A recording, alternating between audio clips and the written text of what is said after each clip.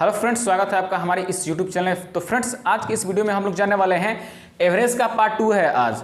तो चलिए friends, concept जानते हैं, उसके बाद से आते हैं क्वेश्चंस पे। ठीक है, तो कल फ्रेंड्स आप लोगों को जो क्वेश्चंस कराया गया था कॉन्जुगेटिव नंबर का, उसके आगे वाले टॉपिक्स में बढ़ता हूँ। देखिएगा यहाँ पे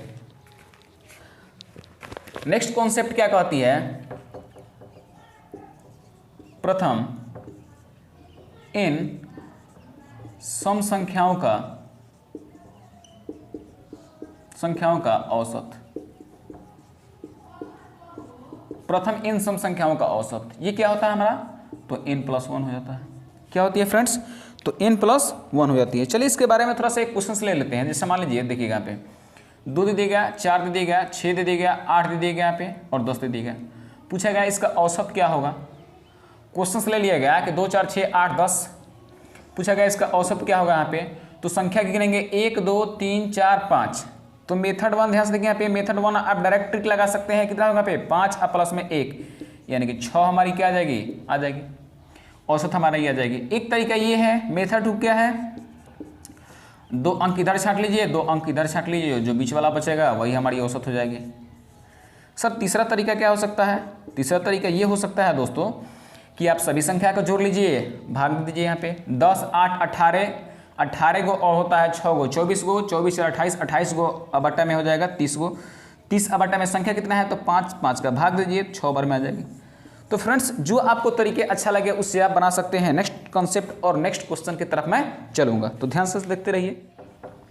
नेक्स्ट कॉन्सेप्ट क्या है फ्रेंड्स, इसके बारे में जानते हैं। प्रथम इन विषम संख्याओं का औसत क्या होता है? तो n होता है। क्वेश्चंस ले लेते हैं इस पर। क्वेश्चंस कैसे बन जाते हैं चलिए देखते हैं। क्वेश्चंस बनता है हमारा यहाँ पे 1 3 5 7 9 11 13। इसमें पूछ लिया जाएगा कि आप बताइएगा यहाँ पे इसका औसत क्या होगा। इसमें पूछ लेगा कि इसका औसत क्या होगा। तो फ्रेंड्स, एक बात को समझिएगा यहाँ पे कि जितनी संख्या होगी उतनी ही आपका औसत होगा। जितना संख्या होगा वही आपका औसत होगा। यहाँ पे तो संख्या गिन लीजिए 1 2 3 4 5 6 7। तो औसत हमारी क्या हो जाएगी? तो औसत दोस्तों हमारी हो जाएगी 7। जी कैसे हो सकता है? चलिए आइए देखते हैं हम लोग। दूसरा तरीका क्या हो सकता है? यहाँ पे आप 3 इधर से और 3 इधर से होती है, बीच वाली संख्या हमारी क्या होती है? औसत हो जाती है। ये भी तरीका आपका बेस्ट है। या प्रथम इन विषम संख्याओं का औसत जो होता है वो n होती है, यानी कि जो संख्या अगर कहा जाए तो वही हमारी क्या हो जाएगी? संख्या औसत हो जाएगी। सर तीसरा तरीका क्या हो जाएगा? तो दोस्तों तीसरा तरीका भी समझ लीजिए। यहाँ पे सबको जोड़ करके और बटा में उस संख्या से अगर भाग दे देंगे तो जो हमारी निकल के आएगी वो हमारी क्या हो जाएगी? एवरेज हो जाएगी। सबको जोड़ लीजिए और बटा में संख्या जोड़ लीजिए, 7 का भाग कर दीजिए तो जो आएगी हमारी 7 ही आएगी यहाँ पे। ठीक है, तो भी तरीका आपका बेस्ट है यहाँ पे। लेकिन जो मैं कंसेप्ट बता रहा हूँ उसको आप डील करते चलिए, वही आपका दोस्तों आंसर आ जाएगा। यहाँ पे पूरा 7G का पावर है, ये समझ लीजिए। नेक्स्ट क्वेश्चन, नेक्स्ट कॉन्सेप्ट, इन प्राकृत संख्याओं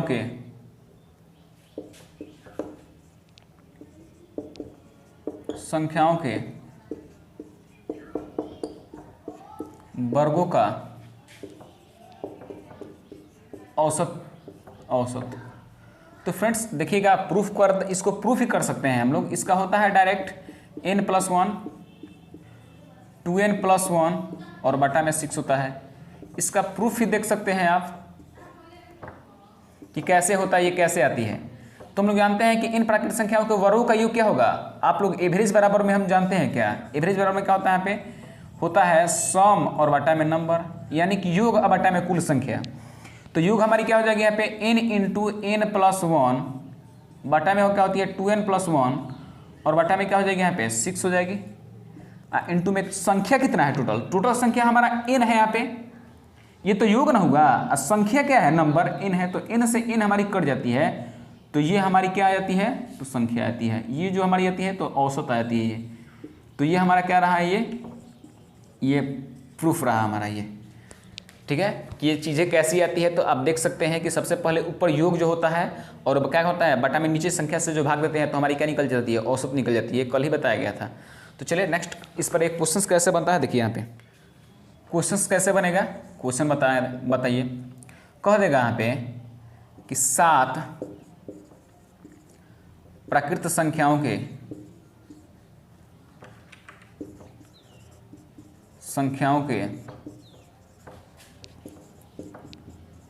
वर्गों का औसत, 7 प्राकृत संख्याओं के वर्गों का औसत 7 गो है तो 7 + 1, अब क्या होता है 7 दूना 14 + 1 और बटा में 6, तो आप देख सकते हैं 7 गो एगो हो जाएगा 8 गो, आई कितना जगह पे 14 15 हो जगह पे और बटा में कितना जगह पे 6, भाग दिया 2 दूना 4 2 चौके 8,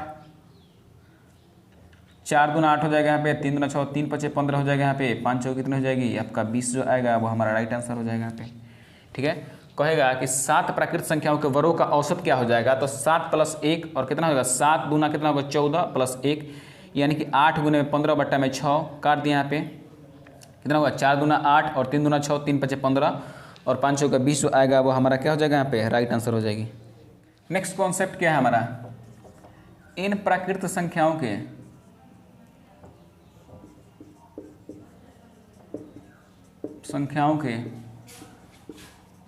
घनों का औसत, इन प्राकृत संख्याओं के घनों का औसत क्या होगा। इसका भी होता है n × n+1 का होल स्क्वायर और बटा में 4, तो ये इसका जो होता है वो फार्मूला होती है। इसको भी चाहेंगे तो आप प्रूफ कर सकते हैं। सबसे पहले इसका n प्राकृत संख्याओं के घनों का पहले योग लिख लीजिए कितना होता है, अब बटा में n से भाग दीजिए तो n से n हमारी कट जाती है, n स्क्वायर जो होती है तो n एगो बचता है, तो n × n+1 का होल स्क्वायर अब बटा में कितना हो जाता है तो 4 हो जाती है। तो चलिए फ्रेंड्स ये हुई आज की कॉन्सेप्ट। अब चलेंगे हम लोग क्वेश्चन के तरफ। लगातार 5 सम संख्याओं का औसत अगर 24 है तो कह रहा है कि सबसे छोटी संख्या ज्ञात कीजिए। तो ध्यान से देखेंगे हम लोग, 5 संख्या दे दी गई 1 2 3 4 5। तो फ्रेंड्स आप लोगों को कल ही मैं बताया हूँ कि 2 इधर छांट लीजिए 2 इधर छांट लीजिए, जो बीच में आएगा वही हमारा औसत होगा, जो कि कह रहा है यहाँ पे 24 है। 5 लगातार सम संख्याओं का औसत अगर 24 है तो कह रहा है कि सबसे छोटी संख्या बताइए। ये मेथड 1 हुआ। यहाँ पे एक और ट्रिक मैं बताने वाला हूँ, ध्यान से समझिएगा इसको। तो सम संख्या इससे पहले क्या हो जाएगा 22 हो जाएगी, इससे पहले क्या हो जाएगी 20 हो जाएगी, इससे बाद वाली क्या हो जाएगी यहाँ पे 26 हो जाएगी और इससे बाद वाली क्या हो जाएगी तो 28 हो जाएगी। छोटा पूछेगा तो क्या हो जाएगा आपका 20, बड़ा पूछेगा तो आपका हो जाएगा 28। अगर एक बात समझिएगा यहाँ पे, अगर स्मॉलेस्ट की बात की जाए, अगर छोटी की संख्या पूछा जाएगा ना पे छोटा तो डायरेक्ट एक ट्रिक भी होता है। एवरेज में से क्या कीजिए यहाँ पे माइनस कर दीजिए n-1, ठीक है। एवरेज में से टोटल में से क्या कीजिए यहाँ पे n-1 माइनस कीजिए। एवरेज में से आप लोग क्या माइनस कर दिए यहाँ पे टोटल नंबर। एवरेज में से क्या कीजिएगा n-1 माइनस कर दीजिएगा यहाँ पे। चलिए देख लेते हैं यहाँ पे एवरेज कितना था हमारा 24 था, अब माइनस में क्या दिएगा यहाँ पे 5 कह रहा है, तो 5 में से 1 गया तो 4 हो जाएगा आपका। तो 24 में से आप 4 घटा देंगे तो आपका आंसर आ जाएगा 20। ये भी है दोस्तों एक ट्रिक है। अगर 12 पूछेगा तो क्या करेंगे, तो 12 पूछेगा तो दोस्तों कुछ नहीं करना है आप लोगों को कि एवरेज कर देना है। एवरेज +1 n- में क्या होती है तो 1 होती है, ठीक है। अब देखिए यहाँ पे एवरेज आपका कितना है टोटल 24 है, प्लस कह रहा है कि अब 5 लगातार, तो 5 - 1 कर देंगे तो आपका 4 आ जाएगा, तो 24 4 कितना हो जाएगा यहाँ पे 28 हो जाएगा।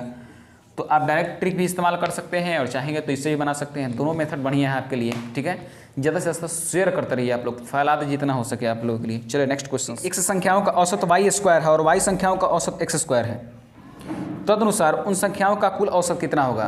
तो फ्रेंड्स ऐसा क्वेश्चन जब मिल जाता है परीक्षा में ना, तो कहता है कि अरे बापी कहाँ से क्वेश्चन आ गए भाई, यार ऐसा क्वेश्चन देता है परीक्षा में ना कोई इसका।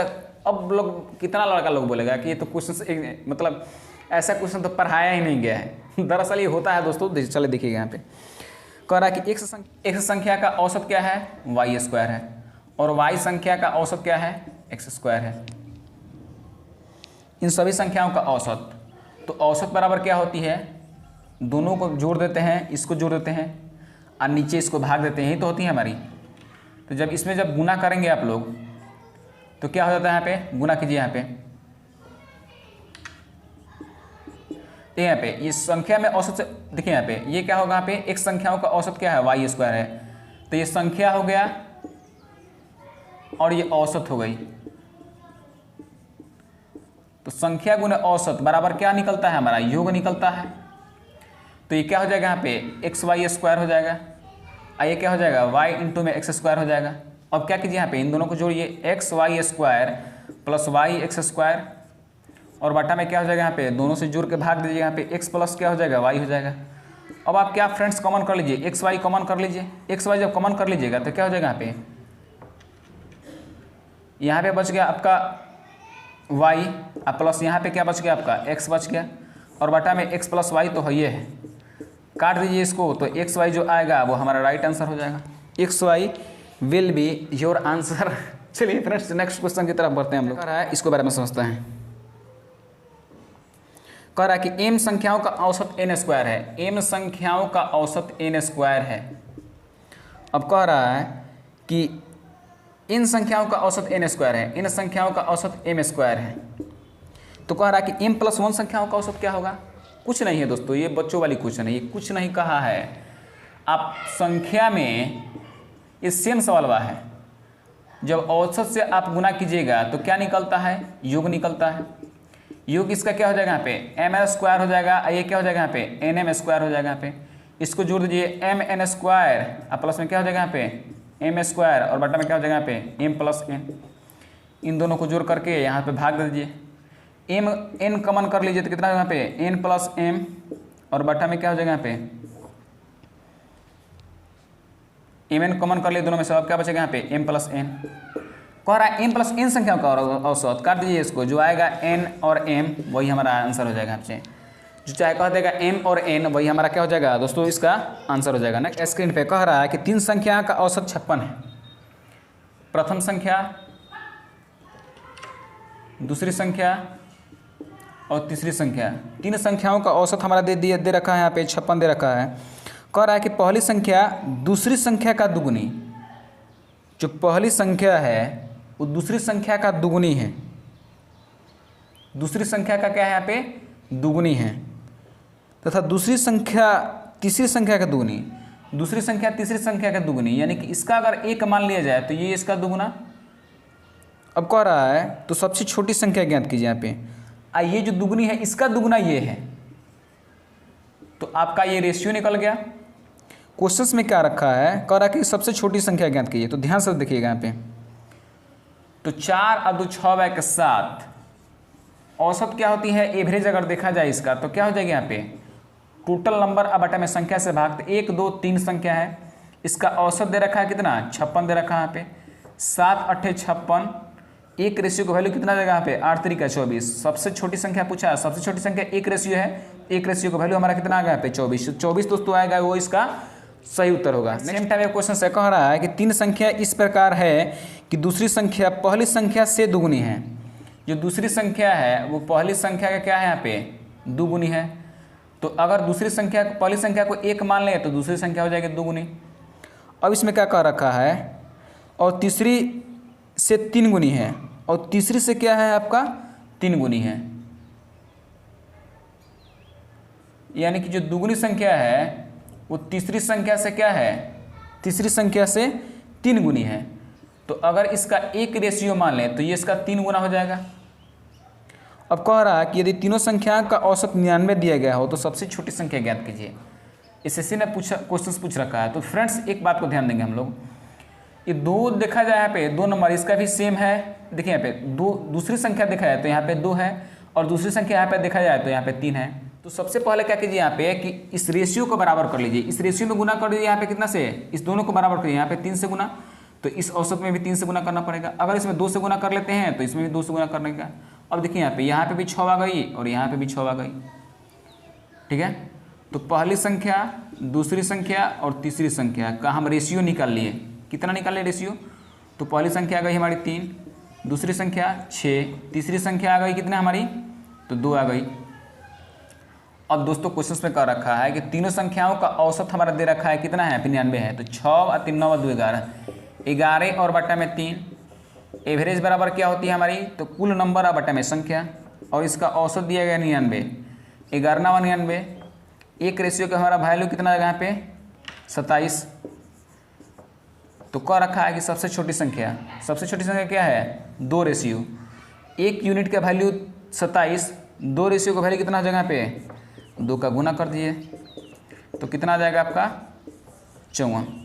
तो 54 दोस्तों आएगा वो इस क्वेश्चन का राइट आंसर होगा। फ्रेंड्स ये रही आप लोग की आज दूसरी क्लास जो कि मैंने कंसेप्ट और क्वेश्चंस दोनों कराए हैं।